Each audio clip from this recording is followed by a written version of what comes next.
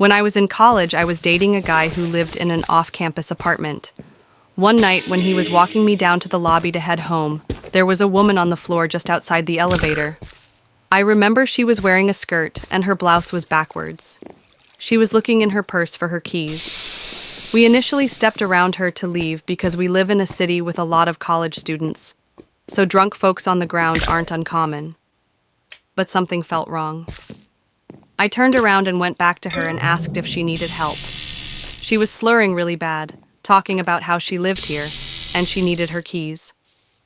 I offered to help her get to her apartment, and was eventually able to prop her up, get her in the elevator, and then down the hallway to the door number she kept repeating. I asked if she had roommates or a boyfriend, and she just kept saying, "He's in there." So I knocked, but no answer. I knocked super loud again, but no answer. Woman is now back on the floor and actually drooling, spitting like drunk folks do when they might throw up or have already thrown up. So she's exactly zero help. I end up going through her purse to try to find information or keys or something because she hasn't even been able to tell me her name at this point. On top of her stuff, in her purse is her underwear, balled up. I pushed it to the side and kept digging where I found the woman's work badge with her keys attached. I put the keys in the door to open it, but it doesn't work. She tells me over and over that those are the keys and they work, despite my showing her that they don't. I knock another time, but no answer. I go back into her purse to find a phone or something, and there is mail in there with her name on it, but a completely different address in a different borough of the city. My stomach drops. This woman is heavily intoxicated. Her blouse is on backwards. Her underwear is in her purse.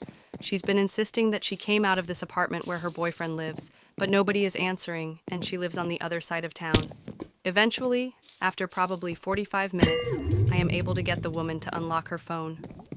Obviously, I don't know who any of the people in her contacts are, so I just call the one labeled Mom. After a few tries, Mom answers, clearly having been asleep. I explain that I am a stranger, but I have her daughter with me and I'm trying to get her home. Mom confirms the address on the envelopes is where she lives. We talk for a couple minutes, and I give her my number. Next, I focus on getting a cab and bringing her home.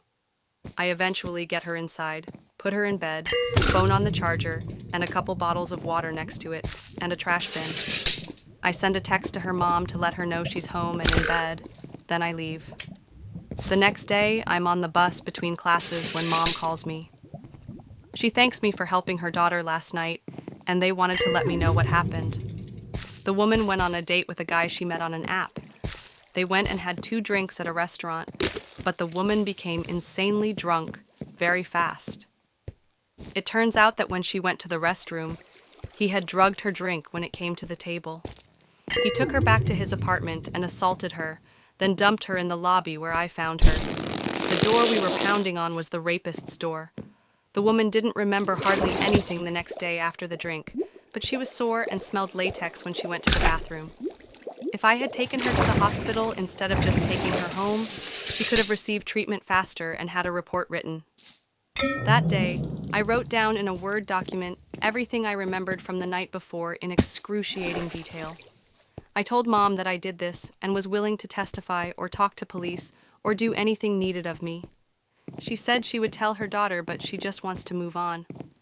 I texted Mom a few months later to ask how her daughter is doing and to remind her I'm still able to provide a statement or anything else. That's the last time I talked to her. That was years ago, but whenever I get a new computer, I make sure to transfer that Word document to a safe place on it, just in case they ever came back and needed it.